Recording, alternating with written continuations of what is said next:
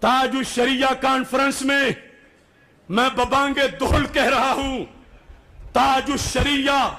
تیری عظمت کو سلام، تم نے صلح کلیت کے خلاف ڈٹ کے علم جہاد بلند کیا، وہ رافضی ہوں، وہ خارجی ہوں، وہ کسی ٹولے سے ہوں، جس کرم کے ساتھ امام احمد رضا بریلوی نے دیوبند کی چٹانیں الٹی کی، روافض خوارج کو ناکوں چنے چبوائے، اسی قلم سے اختر رضا بریلوی نے بھی پرچم لہرا دیا، اور ہماری نسبت ان سے بلا وجہ نہیں۔ مناظرے گن لو، مقابلے گن لو، 30 سال کا عرصہ جب سے ہوش سنبھالا ہے، علم پڑھنے کے بعد ہر سال میں محاذ گنو، آج ہمیں جاگ نہیں آئی، ابھی میری یہ داڑھی پوری بھی نہیں اتری تھی، ضلع منڈی بھودین کا، بھیرووال کا، قدر لاکھے کا وہ علاقہ جہاں دیوبندیت روزانہ سنیوں کو چیلنج کر رہی تھی، اللہ کا فضل ہے مجھے مرکز اہل سنت بھکی شریف سے اس وقت بھیجا گیا جب ابھی میں قافیہ پڑھتا تھا، تو میں نے اس گرو کو الٹا کیا جس کی داڑھی سفید ہو چکی تھی۔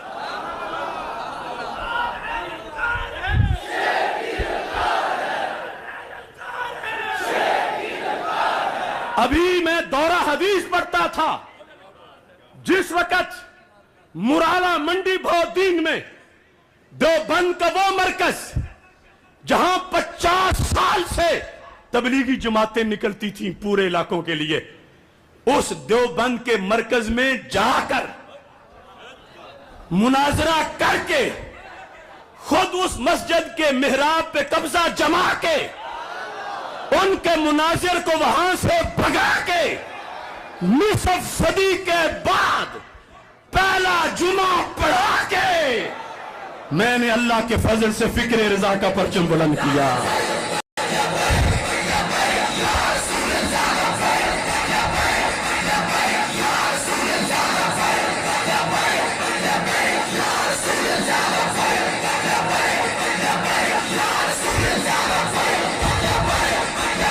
ابھی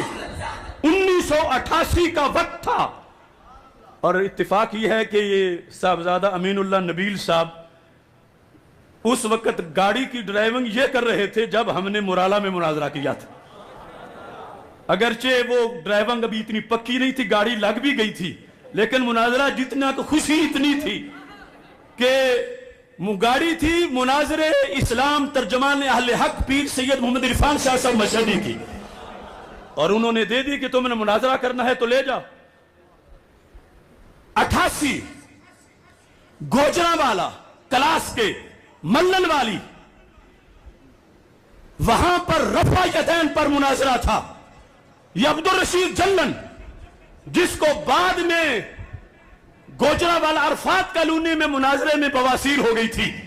اور اٹھ کے ٹائلٹ میں بند ہو گیا تھا، یہ اس سے پہلے کی بات ہے،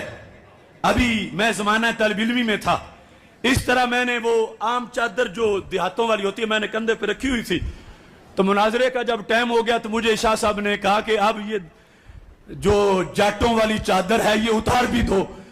آپ کو ہم نے اس کے مقابلے میں بٹھانا جس نے 35 مناظرے کیے ہوئے ہیں، تو میں بالکل بچہ تھا، عبدالرشید جلن کو رفع یدین کے مسئلے پر میں نے تیسری باری بولنے نہیں دیا تھا اللہ کے فضل سے، یہ نعرہ ہم نے وہی لگانا ہے لبیک والا، لبیک لبیک لبیک یا رسول اللہ۔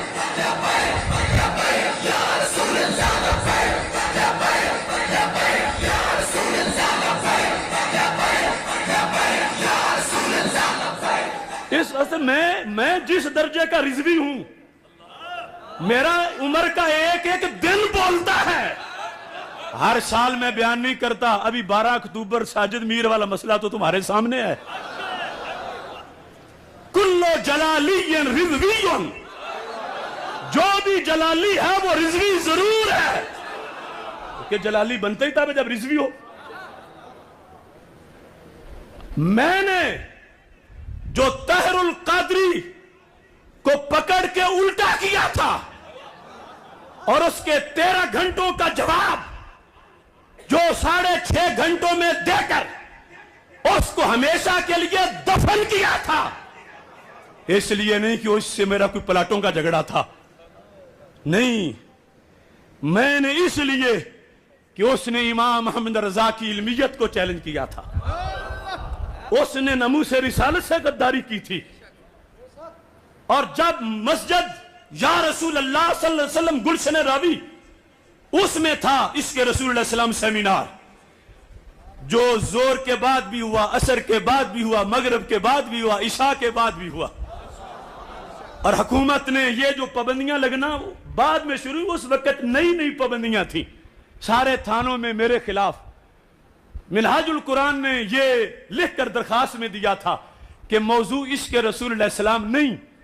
मौजू रद्द तहरुल कादरी है और तकफीर तहरुल कादरी है। लिहाजा अशरफ आसिफ जलाली को रोको,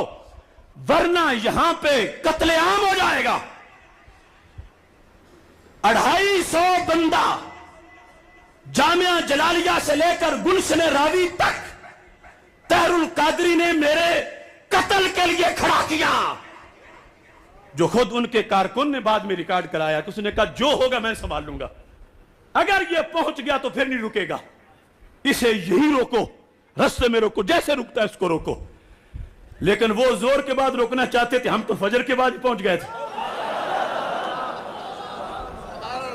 तुम्हें इन मौसमों की क्या खबर होती अगर हम भी घुटन के खौफ से आबो हवा तब्दील कर लेते, अगर हम वाकई कम हौसला होते, मोहब्बत में मर्ज बढ़ने से पहले ही दवा तब्दील कर लेते। तुम्हें इन मौसमों की क्या खबर होती अगर हम भी घुटन के खौफ से आबो हवा तब्दील कर लेते। उसमें देखो सामीन में कौन कौन लोग बैठे थे, उसके अंदर तहरुल कादरी का जो मैंने रद्द किया क्लिप चला के, तो उसके मुस्तंडे आ गए बाहर, उन्होंने नाराबाजी की, अंदर भी आ गए। पुलिस से कहा इसको बंद कराओ, ये हर हवाला देता जा रहा है, हर वो क्लिप चला रहा है, हमारे शेखुल इस्लाम के क्लिप चला रहा है। तो पुलिस देख रही थी कि इतना बड़ा क्राउड है, उन्होंने कहा तुम भी किसी मस्जिद का स्पीकर खोल लो और जो कुछ होता है इसके खिलाफ बोलो, ये हम कर सकते हैं। अब हम इसे रोक कैसे सकते हैं? ये तहरीक चल रही थी मुमताज हुसैन कादरी की, 13.5 घंटे में उसने साबित किया था, हवाले दे देकर, हवाले दे देकर, हवाले दे देकर, कि ये दहशतगर्द है, ये कातिल है, ये इसने कानून हाथ में लिया है, ये किया है, वो किया है। अल्लाह का फजल है, हमने क्लिप चला कि उसकी वो गलती निकाली, वो गलती निकाली, आज भी रिकॉर्ड पर है। मुझे उसके करीबी दोस्त ने बताया कि तहरुल कादरी ने जब अलहदा बैठ के चंद दोस्तों को बिठा के वो तकरीर सुनी, तो उठ के दीवारों को टकरे मारने लगा कि ये गलतियां क्या मैंने की हुई है। चैलेंज कर रहा था, ये मुल्ला लोग रोज रैलियां निकाल लेते हैं, अरबी इनको आती नहीं, एक एक लाइन में 3-3 गलतियां करते हैं, तो इत्तेफाक यह है कि मैंने एक लाइन से उसकी 3 गलतियां बयान की। तो तहरुल कादरी से मेरा इख्तिलाफ